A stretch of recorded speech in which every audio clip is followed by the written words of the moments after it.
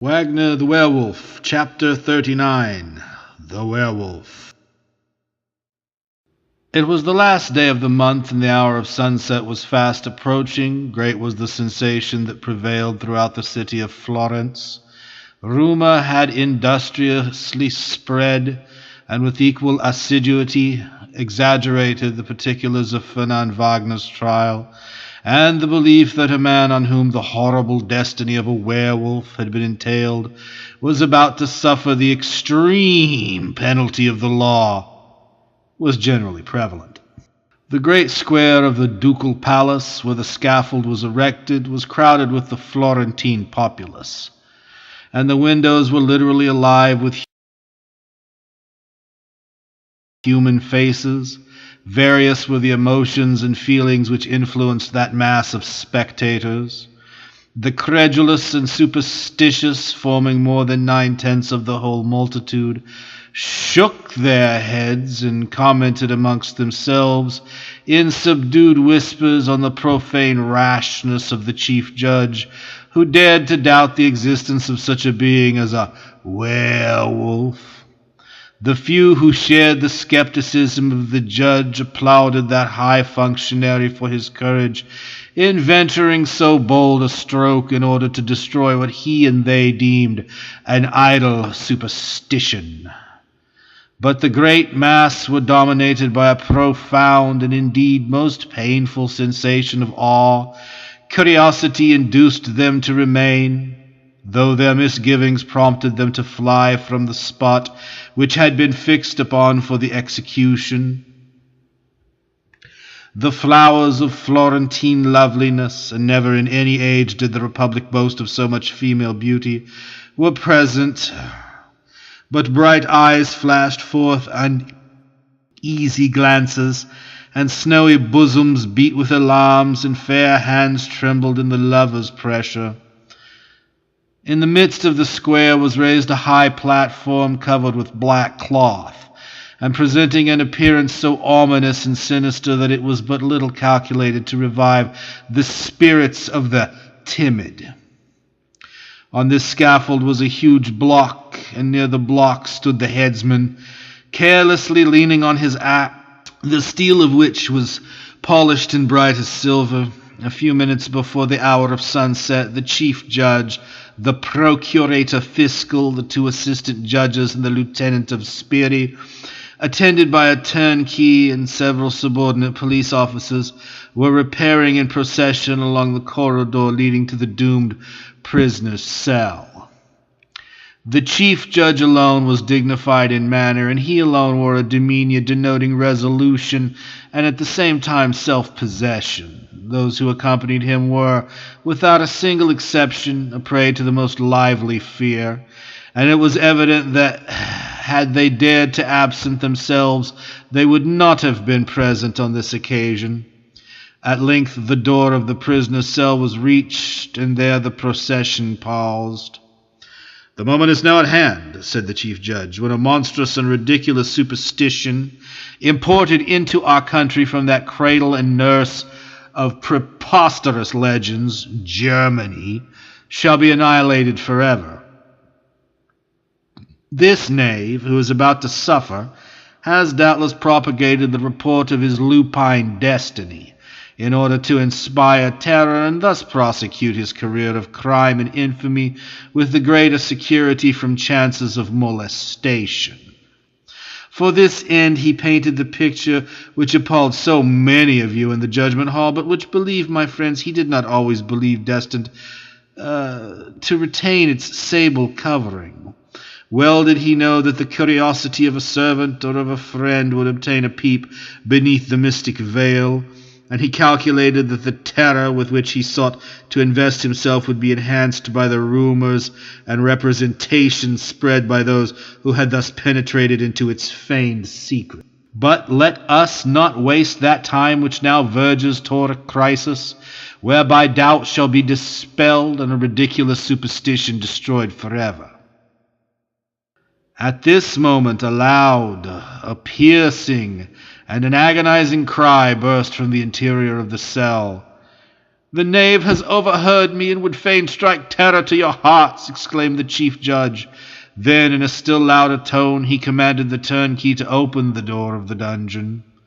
But when the man approached, so strange, so awful, so appalling were the sounds which came from the interior of the cell, that he threw down the key in dismay and rushed from the dreadful vicinity. "My lord, I implore you to pause," said the procurator fiscal, trembling from head to foot. "Would you have me render myself ridiculous in the eyes of all Florence?" demanded the chief judge sternly. Yet so strange were now the noises which came from the interior of the dungeon, so piercing the cries of agony, so violent the rustling and tossing on the stone floor, that for the first time this bold functionary entertained a partial misgiving, as if he had indeed gone too far. But to retreat was impossible, and with desperate resolution the chief judge picked up the key and thrust it into the lock. His assistants, the procurator fiscal and the sbirri, drew back with instinctive horror as the bolts groaned in the ironwork which held them, the chain fell with a clanking sound, and as the door was opened, the horrible monster burst forth from the dungeon with a terrific howl. Yells and cries of despair reverberated through the long corridor, and those sounds were for an instant broken by that of the falling of a heavy body. 'Twas the chief judge, hurled down and dashed violently against the rough, uneven masonry, by the mad careering of the Wehr-Wolf as the monster burst from his cell. On he sped with the velocity of lightning, along the corridor, giving vent to howls of the most horrifying description. Fainting with terror, the assistant judges, the procurator fiscal, and the sbirri were for a few moments so overcome by the appalling scene they had just witnessed that they thought not of raising the chief judge, who lay motionless on the pavement. But at length some of the police officers so far recovered themselves as to be able to devote attention to that high functionary. It was, however, too late. His skull was fractured by the violence with which he had been dashed against the rough wall, and his brains were scattered on the pavement. Those who now bent over his disfigured corpse exchanged looks of unutterable horror. In the meantime, the werewolf had cleared the corridor. Rapid as an arrow shot from the bow, he sprung, bounding up a flight of steep stone stairs, as if the elastic air bore him on, and rushing through an open door, burst suddenly upon the crowd that was so anxiously waiting to behold the procession issue thence. Terrific was the yell that the multitude sent forth, a yell formed of 1,000 combining voices, so long, so loud, so wildly agonizing that never had the welkin rung with so appalling an ebullition of human misery before. Madly rushed the wolf amidst the people, dashing them aside, overturning them, hurling them down, bursting through the mass too dense to clear a passage of its own accord, and making the scene of horror more horrible still by mingling his hideous howlings with the cries, the shrieks, the screams that escaped from 1,000 tongues. No pen can describe the awful scene of confusion and death which now took place. Swayed by no panic fear, but influenced by terrors of dreadful reality, the people exerted all their force to escape from that spot, and thus the struggling, crushing, pushing, crowding, fighting, and all the oscillations of a multitude set in motion by the direst alarms were succeeded by the most fatal results. Women were thrown down and trampled to death. Strong men were scarcely able to maintain their footing. Many females were literally suffocated in the pressure of the crowd, and mothers with young children in their arms excited no sympathy. Never was the selfishness of human nature more strikingly displayed than on this occasion. No one bestowed a thought upon his neighbor. The chivalrous Florentine citizen dashed aside the weak and helpless female, who barred his way with as little remorse as if she were not a being of flesh and blood, and even husbands forgot their wives. Lovers abandoned their mistresses, and parents waited not an instant to succor their daughters. Oh, it was a terrible thing to contemplate that dense mass, oscillating furiously like the waves of the sea, sending up to heaven such appalling sounds of misery, rushing furiously toward the avenues of egress, falling back baffled and crushed in the struggle where only the very strongest prevailed, laboring to escape from death and fighting for life, fluctuating and rushing and wailing and maddening excitement like a raging ocean. Oh, and all this wrought a direful sublimity, with those cries of agony and that riot of desperation, and all this while the wolf pursued its furious career amid the mortal violence of a people thrown into horrible disorder, pursued its way with savage howls, glaring eyes, and foaming mouth, the only living being there that was infuriate and not alarmed, battling for escape and yet unhurt. As a whirlpool suddenly assails the gallant ship, makes her agitate and rock fearfully for a few moments, and then swallows her up altogether, so was the scaffold in the midst of the square shaken to its very basis for a little space, and then hurled down, disappearing altogether amidst the living vortex. In the balconies and at the windows overlooking the square, the awful excitement spread like wildfire, and a real panic prevailed among those who were at least beyond the reach of danger. But horror paralyzed the power of sober reflection, and the hideous spectacle of volumes of human beings battling and roaring and rushing and yelling in terrific frenzy produced a kindred effect and spread the wild delirium among the spectators at those balconies and those windows. At length, in the square below, the crowds began to pour forth from the gates, for the Wehr-Wolf had by this time cleared himself a passage, and escaped from the midst of that living ocean so fearfully agitated by the storms of fear. But even when the means of egress were thus obtained, the most frightful disorder prevailed, the people rolling in heaps upon heaps, while infuriate and agile men ran on the tops of the compact masses, and leapt in their delirium as with barbarous intent. On sped the werewolf, dashing like a whirlwind through the streets, leading to the open country, the white flakes of foam flying from his mouth like spray from the prow of a vessel, and every fibre of his frame vibrating as if in agony. And oh, what dismay, what terror did that monster spread in the thoroughfares through which he passed!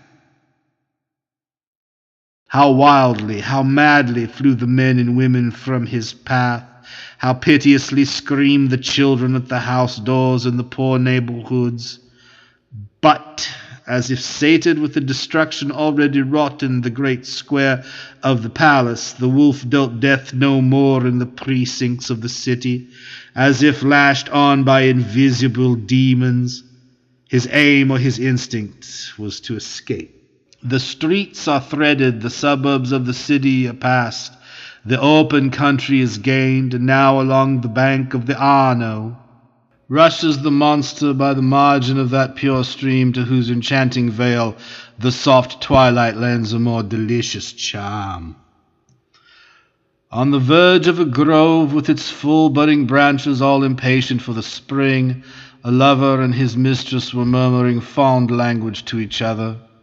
In the soft twilight blushed the maiden, less in bashfulness than her own soul's emotion, her countenance displaying all the magic beauty not only of features, but of feeling, and she raised her large blue eyes in the dewy light of a sweet enthusiasm to the skies, as the handsome youth by her side pressed her fair head and said, "We must now part until tomorrow, darling of my soul.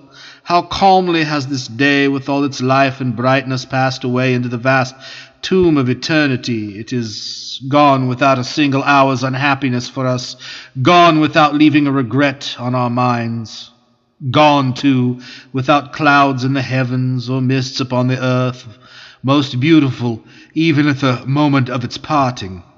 Tomorrow, beloved one, will unite us again in your parents' cot and renewed happiness." The youth stopped, and the maiden clung to him in speechless terror, for an ominous sound, as of a rushing animal, and then a terrific howl, burst upon their ears. No time had they for flight, not a moment even to collect their scattered thoughts. The infuriated wolf came bounding over the greensward. The youth uttered a wild and fearful cry. A scream of agony burst from the lips of the maiden as she was dashed from her lover's arms, and in another moment the monster had swept by. But what misery, what desolation had his passage wrought! Though unhurt by his glistening fangs, though unwounded by his sharp claws, yet the maiden, an instant before so enchanting in her beauty, so happy in her love, lay stretched on the cold turf, the cords of life snapped suddenly by that transition from perfect bliss to the most appalling terror. And still the wolf rushed madly, wildly on. It was an hour past sunrise, and from a grove in the immediate neighborhood of Leghorn a man came forth. His countenance, though wondrously handsome, was deadly pale. Traces of mental horror and anguish remained on those classically chiseled features, and in those fine, eloquent eyes. His garments were soiled, blood-stained, and torn.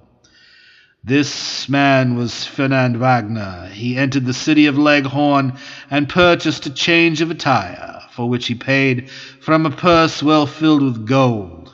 He then repaired to a hostel or public tavern, where he performed the duties of the toilet and obtained the refreshment of which he appeared to stand so much in need. By this time his countenance was again composed, and the change which new attire and copious ablution had made in his appearance was so great that no one who had seen him issue from the grove and beheld him now could have believed in the identity of the person. Quitting the hostel, he repaired to the port, where he instituted inquiries relative to a particular vessel which he described, and which had sailed from Leghorn upward of a fortnight previously. He soon obtained the information which he sought, and an old sailor to whom he had addressed himself not only hinted that the vessel in question was suspected, when in the harbor, to be of piratical character, but also declared that he himself had seen a lady conveyed on board during the night, preceding the departure of the ship. Further inquiries convinced Wagner that the lady spoken of had been carried by force and against her will to the corsair vessel, and he was now certain that the demon had not deceived him, and that he had indeed obtained a trace of his lost Nisida. His mind was immediately resolved how to act, and his measures were as speedily taken. Guided by the advice of the old sailor from whom he had gleaned the information he sought, he was enabled to purchase a fine vessel and equip her for sea within the space of a few days. He lavished his gold with no niggard hand, and gold is a wondrous talisman to remove obstacles and facilitate designs. In a word, on the 6th morning after his arrival at Leghorn, Fernand Wagner embarked on board his ship, which was manned with a gallant crew and carried 10 pieces of ordnance. A favoring breeze prevailed at the time, and the gallant bark set sail for the Levant. End of chapter 39. Wagner the Werewolf.